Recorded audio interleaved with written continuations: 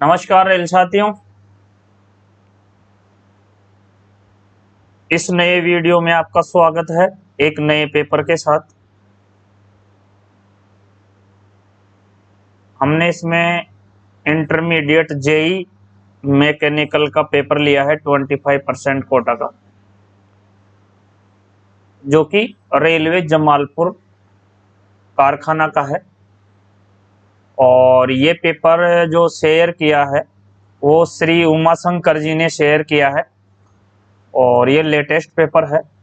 ये 2 अप्रैल 2022 का पेपर है, इसलिए इस पेपर को स्थान मिला है, लेटेस्ट पेपर को स्थान मिला है। और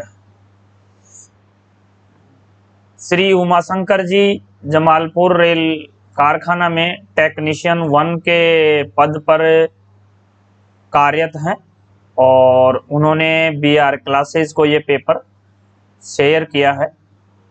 तो एक बार इस पेपर को हम देख लेते हैं। तो सबसे पहले धन्यवाद उमाशंकर जी आपको कि आपने हमें लेटेस्ट पेपर को शेयर किया आपने।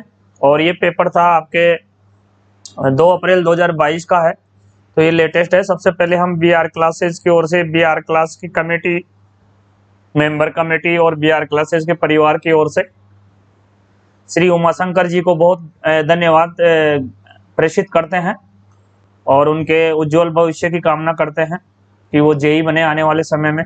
ऐसी हमारी शुभकामनाएं हैं उनके साथ। और चलिए इस पेपर को देख लेते हैं। इस वीडियो में लेटेस्ट पेपर है, तो स्थान तो मिलना तय था इसको वीडियो में। जो आप स्क्रीन पे देख रहे हैं पढ़ सकते हैं। पूर्व रेलवे जमालपुर कारखाना, ईस्टर्न रेलवे जमालपुर कारखाना वर्कशॉप, यांत्रिक विभाग के कनिष्ठ अभियंता में चयन हेतु लिखित परीक्षा, written examination for the post of JE mechanical wing. समय 2 घंटे था और पूर्णांक वही 100 अंक, प्रश्न आपके वही 110 और जिनमें से मैक्सिमम आपको 100 करना है और 1/3 नेगेटिव मार्किंग का प्रावधान है, ये आप सभी जानते हैं। तो इंस्ट्रक्शन इसके देख लेते हैं। जेई का पेपर है, इंटरमीडिएट जेई का। कृपया प्रश्नों को हल करने से पहले प्रत्येक निर्देशों को ध्यान से पढ़े। CNW का पेपर है। There are 110 questions out of which only 100 question need to be attempt. प्रश्न पत्र में 110 प्रश्न है, जिनमें से केवल 100 प्रश्न आपको हल करने की जरूरत है। मैक्सिमम आप 100 कर सकते हैं। बाकी तो मेरी ये राय है आपको कि यदि आपका पेपर 90% के आसपास बैठ रहा है, 90% के आसपास बैठ रहा है, तो आपको ऊपर बढ़ने की जरूरत नहीं है। पेपर में 110 प्रश्न होते हैं। 20 क्वेश्चन छोड़ने के बाद भी यदि आपका 90 के आसपास बैठ रहा है, 90% के आसपास पेपर बैठ रहा है, तो आपको कतई ऊपर जाने की आवश्यकता नहीं है। यदि आपको प्रश्न आ रहे हैं तो आप जा सकते हैं। तो चलिए सॉरी साथियों। और प्रत्येक प्रश्न 1 अंक का है। Each question carries 101 mark. Do not use mobile electronic gadget during examination. परीक्षा के दौरान मोबाइल इलेक्ट्रॉनिक गैजेट का उपयोग नहीं करें। और प्रश्न जो ये जो इंस्ट्रक्शन है चौथा है, कटिंग, ओवर राइटिंग और एरिसिंग यानी काटना, छाटना, मिटाना आदि किसी तरह से उत्तर में बदलाव मान्य नहीं है। ऐसे करने पर 0 नंबर दे दिए जाएंगे, तो ध्यान रखिएगा इस चीज को। 5वां नंबर है 1/3 नेगेटिव के लिए करा है, 1/3 ऑफ द मार्क्स यानी 1/3 नेगेटिव का इसमें प्रावधान है, 1/3। ये ध्यान रखिएगा आपको। तो जो प्रश्न आपको नहीं आता है, जिसको आपको सस्पेंस है, उनको आप छोड़ दीजिएगा। हाँ, थोड़ा जो जिनमें 50-50 होता है कि जैसे 2 ऑप्शन आप छांट लेते हैं, 50-50 है, उनमें आप रिस्क ले सकते हैं, उनमें आप रिस्क ले सकते हैं। फिर भी मेरी एडवाइस है कि आप नेगेटिव नहीं करें। चलिए, और तो आ जाइए, या इंस्ट्रक्शन खत्म हो गए हैं और पहले प्रश्न पे हम आ जाते हैं। तो ये आपका पहला प्रश्न स्क्रीन पे आ गया है। पहला प्रश्न है आपके,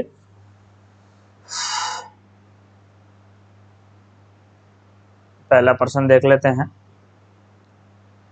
पहला प्रश्न है IR Indian railway CAMTECH is located in ये इन तक ए तो बेंगलोर है, तो इंडियन रेलवे कैमटेक।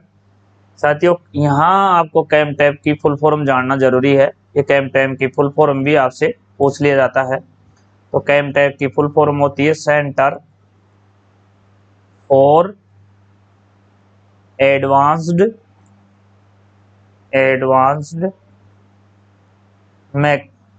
मैकेनिकल नहीं सॉरी मेंटेनेंस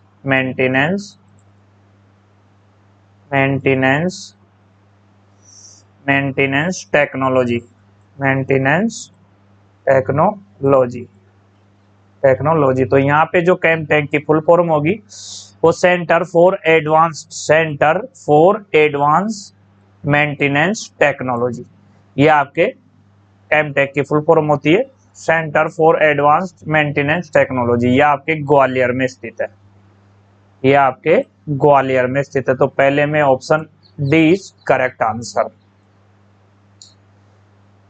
और यहां जो इन्होंने पूछा है, जो प्रश्न संख्या अगला है, हिंदी में इसको देख लेते हैं। इंडियन रेलवे कैमटेक स्थित है, तो ये ग्वालियर में स्थित है। अंग्रेजी में भी ये ग्वालियर में डी ऑप्शन है, तो यहाँ आप ये देख सकते हैं। इसके बाद हम साथियों चलते हैं आपके प्रश्न नंबर 2 में चलते हैं। 2 क्या कह रहा है, तो 2 कह रहा है कोपमाउ डील्स विथ ये research on maintenance practice of railway equipments. तो यहाँ जो दिया है यानी कोपमाउ किससे संबंधित है, तो कोपमाउ किससे संबंधित पहला दिया है यहाँ पे research on maintenance practice of railway equipments, B दिया है आपके रिहेबिलिटेशन ऑफ डीजल लोको, तीसरा दिया है मॉडर्नाइजेशन ऑफ रोलिंग स्टॉक, तीसरा दिया है specification and procurement of machines. तो यहाँ पहले तो आपको कोपमाउ की फुल फॉर्म जाननी पड़ेगी। कोपमाउ क्या है, कोपमाउ आपके central organisation for modernisation of workshop होता है। एक बार फिर रिपीट कर रहा हूं, central organisation for modernisation of workshop होता है, और यह आपके न्यू दिल्ली में है, यह आपके न्यू दिल्ली में है, और यह आपके न्यू दिल्ली में है। ये 1979 को क्रिएटेड किया गया था कोपमाउ आपके, इतना आप ध्यान रखिएगा, ये 1979 में क्रिएटेड किया गया था। और ये कोपमाउ का जो आपका जो सेंटर है जो है ये, तो ये आपके लोकेटेड है, कोपमाउ लोकेटेड है जो स्थित है, तो ये नई दिल्ली में न्यू दिल्ली में स्थित है। ये भी आपको इसमें ध्यान रखना है, न्यू दिल्ली में स्थित है। तो यहाँ ये पूछा है कि ये किससे संबंधित है, तो वो इंग्लिश में specification and procurement of machine से संबंधित है, यानी विशिष्टताओं और मशीनों की खरीद से संबंधित है। Option D is correct answer, option D is correct answer. चलिए प्रश्न नंबर 3 है traction motors used on our diesel locos are ये, हमारे डीजल इंजनों पर उपयोग किए जाने वाले 3 ट्रैक्शन मोटर्स हैं।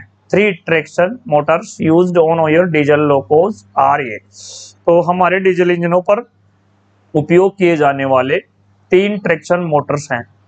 तो इसमें जो आपका आंसर होगा वो होगा आपके डीसी मोटर्स। 3 में ऑप्शन ए डीसी मोटर्स इसका राइट आंसर हो जाएगा। अपन यहाँ देख सकते हैं अंग्रेजी में 3 traction motors used on our diesel locos आ रही है डीसी मोटर्स। ये इसमें एसी इंडक्शन मोटर्स गलत हो जाएगा, एसी डीसी मोटर्स गलत हो जाएगा, स्क्विरल केजेस मोटर भी गलत हो जाएगा। तो इसका जो राइट आंसर होगा वो डीसी मोटर्स होगा। हमारे डीजल इंजनों पर उपयोग किए जाने वाले 3 ट्रैक्शन मोटर्स हैं, तो वो डीसी मोटर्स हैं। Option A is correct answer. प्रश्न नंबर 4 है प्रश्न नंबर जो 4 है वो है आपके लोकोमोटिव का कौन सा हिस्सा जनरेटर की मांग और engine RPM round per minute के अनुसार ईंधन इनपुट को नियंत्रित करता है? Turbocharge, expressor, governor, throttle. तो ये गवर्नर करता है साथियों, इसमें option C is correct answer, यानी चौथे में आपके 4 में सी हो जाएगा। प्रश्न नंबर 4 है which part of the locomotive regulates fuel input as per generator demand and engine RPM round per minute? A turbocharges, B expressor, 3 governor and D throttle. तो यहाँ जो गवर्नर है वो आपका राइट आंसर बनेगा, यानी 4 में सी, चौथे में आपके C answer is correct answer. फिर बात करते हैं साथियों 5 नंबर की। 5 नंबर प्रश्न क्या कह रहा है? ये कह रहा है हैंड ब्रेक, हैंड ब्रेक आपके फर्स्ट ऑप्शन है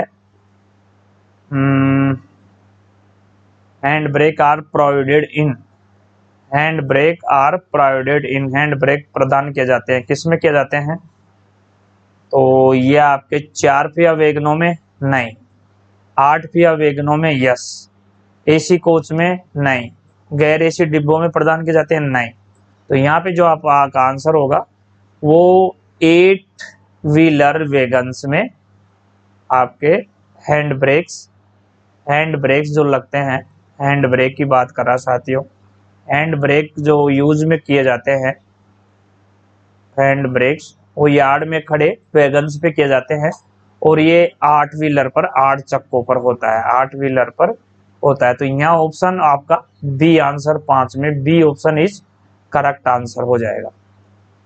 प्रश्न नंबर 6 है साथियों लेमिनेटेड स्प्रिंग पर कोइल स्प्रिंग का एक नुकसान है। तो क्या नुकसान है? नॉन लीनियर लोड डिफेक्शन विशेषताएं, खराब सेल्फ डंपिंग प्रॉपर्टी, सेटिंग विशेषता की कमी, सर्विस में अविश्वसनीयता। तो यहाँ पे जो आपका राइट आंसर बनेगा वो बनेगा सेटिंग विशेषता की कमी। अंग्रेजी वर्जन देख लेते हैं इसका।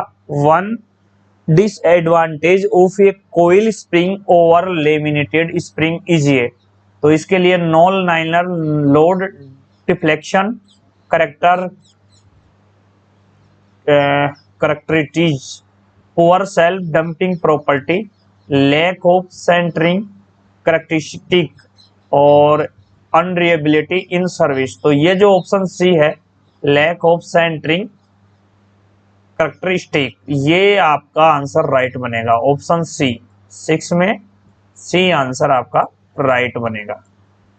नेक्स्ट है प्रश्न नंबर 7 है, ये पूछा है the basic purpose of a DA valve is to A, यानी डीए वाल का मूल उद्देश्य क्या है? तो डीवी वाल का मूल उद्देश्य है आपके एक्सपेडिट बोथ एप्लीकेशन एंड रिलीज, यानी कि डीए वाल का मुख्य उद्देश्य है एप्लीकेशन और रिलीज दोनों में तेजी लाना। तो ये ऑप्शन आपके यहाँ सी करेक्ट हो जाएगा सीधा सीधा। केवल ब्रेक लगाने में तेजी नहीं, केवल ब्रेक रिलीज में तेजी नहीं, उपरोक्त में से कोई नहीं।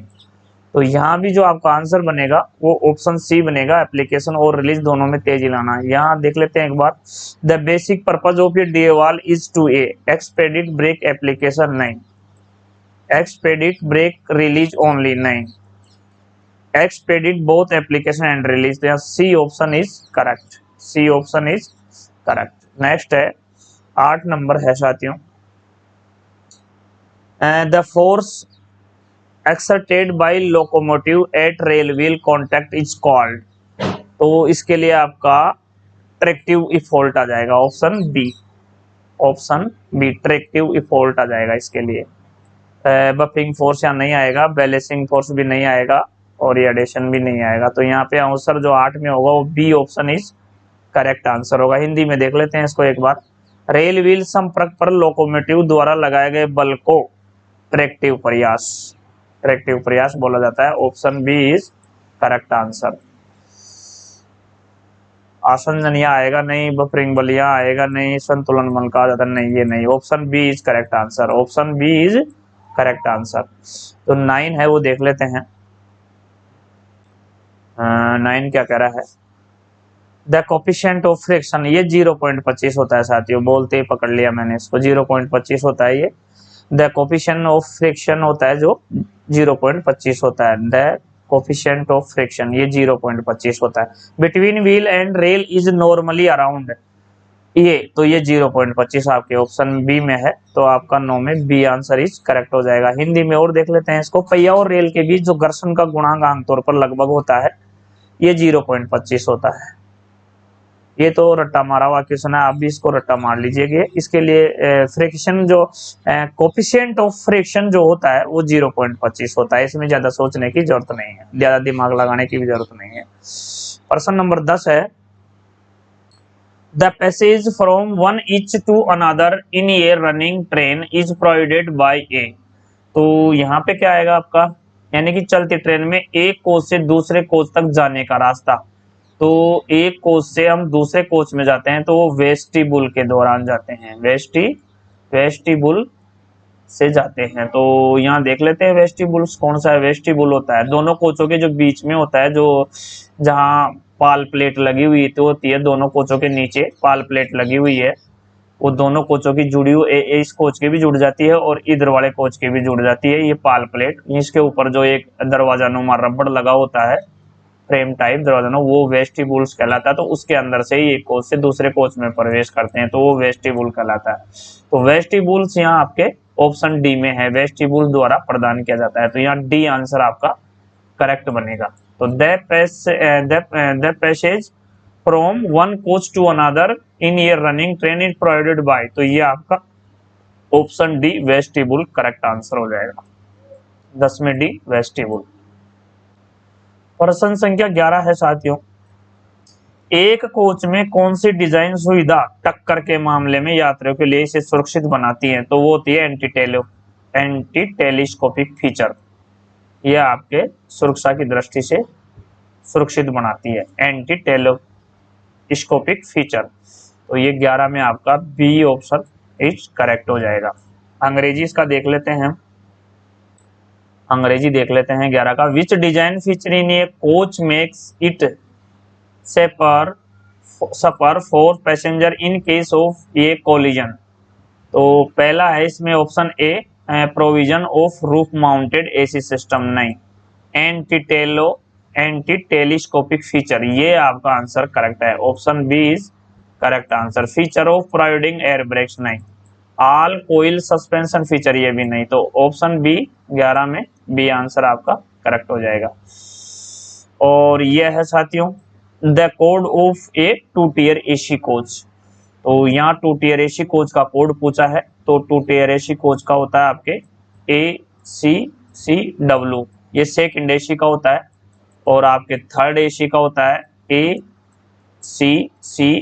ये थर्ड एसी का होता है, और फर्स्ट एसी का होता है FAC, फर्स्ट एसी का होता है FAC, और CN का आप जानते ही हैं, स्लीपर कोच के लिए CN, और जर्नल के GS आप जानते ही हैं, SLRD के लिए SLRD आप जानते ही हैं, और इसके अलावा एक मेडिकल कोच होता है RH, इसके अलावा एक प्रशासनिक कैरिज होता है RA, जिसको आपको अक्सर पूछा जाता है RA को, ये मेडिकल के लिए होता है RH, और एक होता है WCB जो आपके पेंट्री कार होता है, और SLRD आप जानते ही हैं। और ये चलो काफी बता दिया मैंने, यहाँ 2 टियर एसी कोच का पूछा था, तो 2 टियर का आपका ACCW हो जाएगा, और ये ACCN थर्ड एसी का हो जाएगा। और ये AC जो CZ AC होता है वो AC चेयर कार के लिए होता है, CZ AC होता है जो चेयर कार के लिए होता है। और आपके अगर ये LWACCN हो जाए तो ये LHB थर्ड एसी के लिए हो जाता है। और यदि आपके ये LWSCN हो जाए तो ये आपके स्लीपर कोच के लिए, LHB स्लीपर कोच के लिए हो जाएगा। तो ये मैंने काफी कोड आपको मुख्य थे वो बता दिए, तो और आपके काफी मुख्य मैंने बता दिए। चलिए अब चलते हैं अपन प्रश्न में चलते हैं। तो 12 में यहाँ आपका ऑप्शन 2 टीयर एसी कोच का कोड ACCW होता है, तो ऑप्शन ए हो जाएगा, 12 में ए हो जाएगा। चलिए साथियों नेक्स्ट चलते हैं। आप प्रश्न नंबर जो 13 है उसमें ये बोल रहा है विषम पदनाम चुने। तो जो CREC होता है वो चीफ रोलिंग स्टॉक इंजीनियर होता है, तो ये तो सही है। और ये चीफ मैकेनिकल ये आपके चीफ मैकेनिकल इंजीनियर होता है, इसको चाहे आप CME भी बोल सकते हो, इसको आप CME भी बोल सकते हो। और ये CW होता है चीफ वर्कशॉप इंजीनियर, ये जो CW होता है चीफ वर्कशॉप इंजीनियर होता है। और ये EDME नहीं होता, ओनली DME और सीनियर DME होता है। तो विषम आपके ये पहला हो जाएगा, तो यहाँ ऑप्शन में पहला विषम हो जाएगा, तो ये गलत है। जो यहाँ पे जो EDME है वो गलत है, यहाँ पे जो आप ये ADME देख रहे हैं ये गलत है, बाकी ये तीनों सही है, ये सही है तीनों। तो विषनाम यहाँ आपका ऑप्शन 13 में ऑप्शन ए इज करेक्ट हो जाएगा। चलिए 14 की बात करते हैं साथियों। आपको यहाँ एक चीज समझनी है 14 में, देखिए यहाँ इन्होंने पूछा है POH of Volkswagen is done at the interval of कितने मंथ। तो यहाँ पे पीओच पूछा है वोक्सवैगन का, तो वोक्सवैगन का जो पीओच होता है वो 54 मंथ पे होता है, 54 मंथ पे होता है। और इसको अगर सालाना लें तो ये 4.5 साल के अंतराल पे होता है। अब इसको चाहे आप 4.5 साल कह लो या चाहे इसको 54 मंथ कह लो, एक ही बात है। इसको चाहे 4.5 साल कह लो चाहे इसको 54 मंथ कह लो, 54 मंथ एक ही बात है।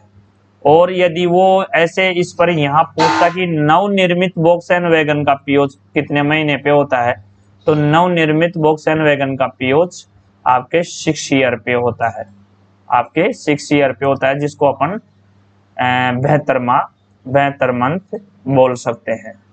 अगर ये यहाँ नवनिर्मित वोक्सवैगन पूछता तो 6 ईयर हो जाता 72 मंथ, लेकिन यहाँ इन्होंने ओनली वोक्सवैगन के पीओच की बात करी, तो वो 4.5 साल के अंतराल पे होता है। 4.5 साल का मतलब 54 माह, 4.5 का मतलब 54 माह। तो यहाँ 14 में आपका डी आंसर इज करेक्ट हो जाएगा। उसके बाद हम बात करते हैं घिसे पिटे व्हील प्रोफाइल की अधिकतम निकला हुआ किनारा मोटाई कितने mm है, तो वो आपके 28.5 mm हो जाएगा, 28.5 mm हो गया। इंग्लिश में इसको एक बार देख लेते हैं। Maximum flange thickness of worn wheel profile is, तो ये आपके हो जाएगा 28.5 mm, तो यहाँ डी आंसर आपका करेक्ट हो जाएगा। इसके बाद साथियों हम बात करते हैं, इसके बाद हम बात कर रहे हैं प्रश्न नंबर 16 की बात कर रहे हैं। Maximum buffer height of goods wagon is, तो यहाँ की देखो यहाँ बफर हाइट पूछी है लेकिन मैक्सिमम पूछी है, तो मैक्सिमम में हो जाएगी आपकी 1105 और मिनिमम पूछता तो हो जाती है आपकी 1030, तो यहाँ आपका आंसर 1105 आ जाएगा, ये क्योंकि मैक्सिमम पूछी है, तो यहाँ आपका 1105 आ जाएगा, यानी 1105 जो कि ऑप्शन में आपके सी ऑप्शन में है। तो 16 में आपके यहाँ 16 में सी ऑप्शन हो जाएगा 1105 mm। चलिए साथियों आगे चलते हैं। ये कंपोजिट ब्रेक ब्लॉक का घर्षण गुणांक पूछा है जो मुझे डायरेक्ट याद है, ये भी 0.25 होता है। ये भी के प्रकार के पूछा है, के प्रकार के ब्रेक ब्लॉक का पूछा है, के प्रकार के, एक होता है एल का एक होता है के प्रकार के कंपोजिट ब्रेक ब्लॉक का जो घर्षण गुणांक होता है वो 0.25 होता है। तो आप ये प्रश्न में से देखते हैं कौन देख लेते हैं कौन से में है। Friction coefficient of K type composite brake block is, तो ये 0.25 होता है, तो ये आपके ऑप्शन डी में है, तो option D is correct answer, ये आपके ऑप्शन डी में है, तो यहाँ 17 में डी आंसर इज करेक्ट। चलिए साथियों नेक्स्ट है प्रश्न नंबर 18 है। What is the transportation code of inspection carries, ये मैं आपको पहले ही बता चुका हूँ, ये आरए होता है, आरए होता है निरीक्षण गाड़ी प्रशासनिक का परिवहन कोड आरए होता है, जो कि आपके ऑप्शन ए में है। और ये सुपर हिट प्रश्न है और ये मैक्सिमम बार बार रिपीट होता है, तो इसको अच्छे से आप याद कर लीजिएगा। पेंट्री कार के लिए WCB होता है, ये भी आप ध्यान में रख लीजिएगा। चलिए, ये दो कोड यहाँ बहुत इंपॉर्टेंट होते हैं।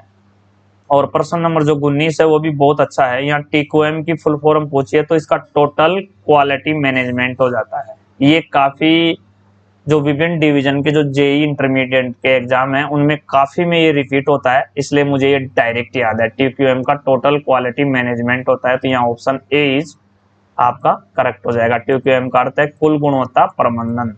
तो आपको अंग्रेजी वर्जन जरूर पढ़ना चाहिए साथियों, ये मेरी एडवाइस है आपको। टोटल क्वालिटी मैनेजमेंट, तो यहाँ ऑप्शन ए हो जाएगा 19 में।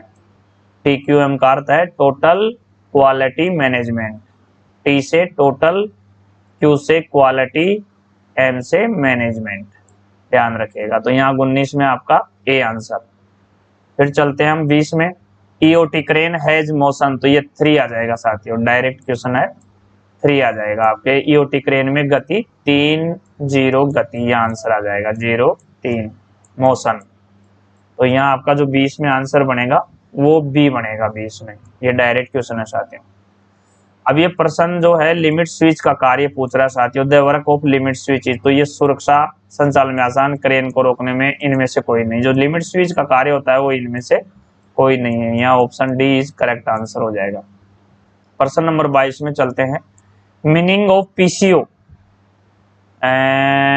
इन वर्कशॉप, पब्लिक कॉल ऑफिस नहीं है, ये वर्कशॉप में पूछ रहा है। रेलवे वर्कशॉप में PCO का मतलब क्या होता है, तो प्रोडक्शन कंट्रोल ऑर्गेनाइजेशन होता है, तो ये पहला ही ऑप्शन यहाँ सही है। तो 22 में ए। कार्यशाला में PCO का अर्थ होता है उत्पादन नियंत्रण संगठन, तो ये पहला ही आंसर यहाँ करेक्ट हो जाएगा। तो 22 में ए आंसर इज करेक्ट। चलिए प्रश्न नंबर 23 देखते हैं। Machine is used to manufacturing gear teeth, तो यहाँ मिलिंग आ जाएगा साथियों, यहाँ मिलिंग आ जाएगा। गियर दांत बनाने के लिए मशीन का उपयोग किया जाता है, तो वो मिलिंग है साथियों। मिलिंग आपके देख लेते हैं कौन से ऑप्शन में है, तो ये आपके ऑप्शन बी में है, मिलिंग आपके बी में है।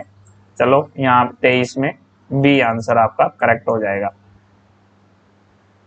प्रश्न नंबर 24 है। What does HTTP stand for, यहाँ HTTP की फुल फॉर्म पूछी है इन्होंने। तो HTTP की जो फुल फॉर्म होती है वो H से होती है हाइपर, T से होती है टेक्स्ट, और फिर नेक्स्ट T से होती है ट्रांसफर, नेक्स्ट से होती है नेक्स्ट ट्रांसफर, फिर P से होती है प्रोटोकॉल। तो यहाँ लिख लेते हैं hyper, hyper text transfer, transfer protocol, protocol. तो यहाँ जो आपका राइट आंसर बनेगा वो बी बनेगा, हाइपर टेक्स्ट ट्रांसफर प्रोटोकॉल। तो यहाँ आंसर आपका 24 में बी आंसर इज करेक्ट। यहाँ HTTP का अर्थ पूछा है तो हाइपर टेक्स्ट ट्रांसफर और पी का प्रोटोकॉल, तो ये आपका answer B is correct answer. चलिए साथियों 25 में चलते हैं। 25 तो यहाँ बिल्कुल पेज को सीधा करना पड़ेगा, ये लो कर लेते हैं, ये हो गया। 25 क्या करा है, कंप्यूटर को प्रारंभ और पुनः आरंभ करने के लिए के रूप में जाना जाता है, तो वो आ जाएगा आपका बूट, ऑप्शन सी। यहाँ आ जाएगा आपका बूट आ जाएगा साथियों, boot. To start and restart the computer is known as, तो यहाँ बूट आ जाएगा, बूट। एक्सिट से यहाँ कोई मतलब नहीं है, टेक्स्ट का भी यहाँ कोई मतलब नहीं है, प्रोग्राम का भी यहाँ मतलब, यहाँ बूट ही राइट होगा। तो यहाँ पे आपका 25 में C answer is correct. Next है 26 है। What is the material specification of BLC wagon trolley. Very good, बहुत अच्छा प्रश्न साथियों, बहुत ही अच्छा प्रश्न है ये BLC वैगन का, बहुत ही अच्छा प्रश्न है। और इसका जो आंसर होगा वो होगा आपके cast steel. What is the material specification of BLC wagon trolley, जो BLC वैगन की ट्रॉली होती है वो किस मटेरियल की बनी होती है, तो वो कास्ट स्टील की होती है। BLC वैगन ट्रॉली की सामग्री विनिर्देश क्या है, तो वो कास्ट स्टील की बनी हुई रहती है। तो यहाँ 26 में आपके option A answer is correct. प्रश्न नंबर 27 है साथियों। How many automatic twist lock use in BLC wagon, तो ये 8 होते हैं साथियों। BLC वैगन में 8 ट्विस्ट लॉक होते हैं, 8 ट्विस्ट लॉक होते हैं, ये ध्यान रखने वाली बात है। और बीएलसी वैगन में ही ए कार और बी कार होते हैं, ए कार और बी कार होते हैं। इनमें पूछा जाता है ए कार में कितने हैं, बी कार में, तो ए कार में 2 वैगन होते हैं और बी कार में 3 वैगन होते हैं। तो जो यहाँ एक यूनिट होती है, एक यूनिट जो होती है, एक यूनिट होती है वो आपके 5 बीएलसी वैगन की होती है, 5 बीएलसी वैगन की होती है, ये ध्यान रखिएगा। कैसे होती है मैं समझा देता हूँ। जैसे ये 5 वैगन है, मान लीजिए ये आपके 5 वैगन है, 4 और ये 5वां हो गया। तो ये जो पहला और अंतिम है ये आपका ए कार हो जाएगा, ये आपका ए कार हो जाएगा। तो ये जो पहला और अंतिम है ए कार हो जाएगा। तो ए कार में कितने वैगन हो, ये 2 वैगन हो गए। और ये जो बीच के 3 वैगन है, ये बीच के 3 वैगन है, ये आपके बी कार हो जाएंगे। अंदर के 3 वैगन ये बी कार हो जाएंगे। तो ये पूछता है बी कार में कितने वैगन होते हैं, तो बी कार में 3 होते हैं और ए कार में 2 वैगन होते हैं। ऐसे ये 1 यूनिट बराबर 5 वैगन होते हैं। और ट्विस्ट लॉक की बात करें तो 8 होते हैं, जो कि आपके ऑप्शन बी में है। तो 27 में बी आंसर आपका हो जाएगा। यहाँ एक्स्ट्रा आपको ये ध्यान रखना है कि 1 यूनिट में 5 बीएलसी वैगन होते हैं। ए कार में पूछे तो 2 वैगन और बी कार में पूछे तो 3 वैगन, ये भी आपको एक्स्ट्रा में ध्यान रखना है। चलिए प्रश्न नंबर 28 की बात करते हैं। प्रश्न नंबर 28 है full form of CNC. CNC की आपको यहाँ फुल फॉर्म बतानी है। तो सीएनसी की जो फुल फॉर्म होती है वो मैं बता दूं साथियों आपको। सी से होता है कंप्यूटर, एन से होता है न्यूमेरिक और सी से होता है कंट्रोल। तो यहाँ मैं बता देता हूँ सीएनसी की कंप्यूटर, न्यूमेरिक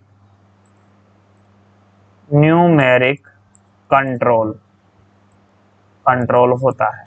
तो ये जो आपका राइट आंसर है वो ऑप्शन सी बन जाएगा, इसमें ऑप्शन सी बन जाएगा। 28 में आपका आंसर सी बनेगा। हिंदी में इसको देख लेते हैं, हिंदी में देख लेते हैं सीएनसी मशीन का पूर्ण रूप क्या है। तो सीएनसी मशीन का पूर्ण रूप कंप्यूटर न्यूमेरिक कंट्रोल होता है। तो 28 में सी आंसर इज करेक्ट। प्रश्न 30 की बात करते हैं, प्रश्न 29 की बात करते हैं साथियों। निम्नलिखित में से कौन सी सीएन मशीनों का लाभ नहीं है। उच्च लचीलापन, ये तो लाभ है। बेहतर गुणवत्ता, ये भी लाभ है। कम स्क्रेक दर्द, ये भी लाभ है। घटकों की बेहतर ताकत, ये नहीं है। तो यहाँ आपका 29 में डी ऑप्शन हो जाएगा। एक बार इंग्लिश वर्जन देख लेते हैं। Which of the following is not the advantage of CNC machines. Hyper flexibility और improve quality, reduced scrap rate और improve strength of the components. तो ये आपका डी इसमें आंसर बनेगा, ये नहीं है। बाकी के ये जो तीनों है, हाइपर फ्लेक्सिबिलिटी, इम्प्रूव क्वालिटी और रिड्यूस्ड स्क्रैप रेट, ये तीनों लाभ हैं। तो यहाँ आंसर बनेगा जो option D, option is correct answer. प्रश्न नंबर 30 की बात करते हैं साथियों। Which of following have high corrosion resistance. ये वेल्डिंग जॉइंट, रिवेटेंट जॉइंट, बोटल जॉइंट और नॉन ऑफ द अबाउ। तो 30 में जो आपका आंसर सही है वो है welding joint, option A, welding joint is correct answer. Option A is correct answer. Hindi का देख लेते हैं। इनमें से किसमें उच्च संरक्षण प्रतिरोध है। तो वेल्डिंग संयुक्त, रिवेट संयुक्त ये नहीं आएगा, बोल्ट संयुक्त भी नहीं आएगा, प्रमेश कौन है। तो यहाँ welding joint is correct answer. तो यहाँ 30 में आपका ऑप्शन ए आंसर करेक्ट। चलिए साथियों 31 नंबर देख लेते हैं। आर्क वेल्डिंग में संतोषजनक वेल्डिंग ऑपरेशन प्राप्त करने के लिए नियंत्रित किए जाने वाले 3 तत्व हैं। तो वह है वर्तमान वोल्टेज और यात्रा की गति, वर्तमान वोल्टेज और चाप लंबाई, वर्तमान चाप लंबाई और यात्रा गति, वोल्टेज चाप की लंबाई और यात्रा गति। तो इनमें होगा साथियों वोल्टेज, चाप की लंबाई और यात्रा गति, ये तो नहीं होगा। वर्तमान चाप, लंबाई और यात्रा गति, ये भी नहीं होगा। वर्तमान वोल्टेज और चाप की लंबाई, ये भी नहीं होगा। वर्तमान वोल्टेज और यात्रा की गति, हाँ ये करेक्ट है। यानी 31 में A answer is correct answer. In arc welding the 3 elements to be controlled to be obtain satisfactory welding operation are. तो यहाँ पे आपका जो आंसर बनेगा current voltage and speed of travel बनेगा। तो ये ऑप्शन ए ही करेक्ट आंसर आपके हो जाएगा 31 में ए। चलिए 32 चलते हैं। Fire is a combination of. तो यहाँ आग जो ईंधन है वो पूछता है, क्या बोल रहा है ये बोल रहा है किसका संयोजन है, कॉम्बिनेशन संयोजन, आग किसका संयोजन है। तो फ्यूल लाइट एंड ऑक्सीजन, ये तो नहीं होगा। फ्यूल हीट एंड ऑक्सीजन, हाँ ये हो जाएगा, ये हो जाएगा। Next fuel heat and carbon dioxide, ये भी नहीं होगा। फ्यूल लाइट एंड, ये लाइट भी नहीं होगा। यहाँ तो option B is correct answer आपका 32 में हो जाएगा बी, यानी कि fire is a combination of fuel heat and oxygen. तो option B is correct answer. चलिए सीधा कर लेते हैं साथियों पेपर को। चलिए सीधा हो गया। यहाँ आग का संयोजन है, तो आग के संयोजन में ईंधन, गर्मी और oxygen. Option B is correct answer. चलिए साथियों लास्ट प्रश्न कर लेते हैं 33 इसमें पार्ट फर्स्ट में। यहाँ पे है preventive maintenance improves material productive नहीं, लेबर प्रोडक्टिव नहीं, मशीन प्रोडक्टिव, हाँ ये सही है, machine productive is correct. Capital productive ये भी नहीं आएगा। तो 33 में आपके सी आंसर हो जाएगा। मशीन प्रोडक्ट, निवारक रख रखाव में सुधार होता है, सामग्री उत्पादकता नहीं, श्रम उत्पादकता नहीं, मशीन उत्पादकता। तो यहाँ option C is correct answer 33 में सी, यानी कि निवारक रख रखाव में सुधार होता है तो वो मशीन उत्पादकता। यहाँ 33 में C answer is correct answer, C 33 में सी आंसर। तो चलिए साथियों 34 से हम आगे हल करेंगे, तब तक के लिए दीजिए आज्ञा, नमस्कार, थैंक यू वेरी मच। और देखते रहिए हमारा वीडियो।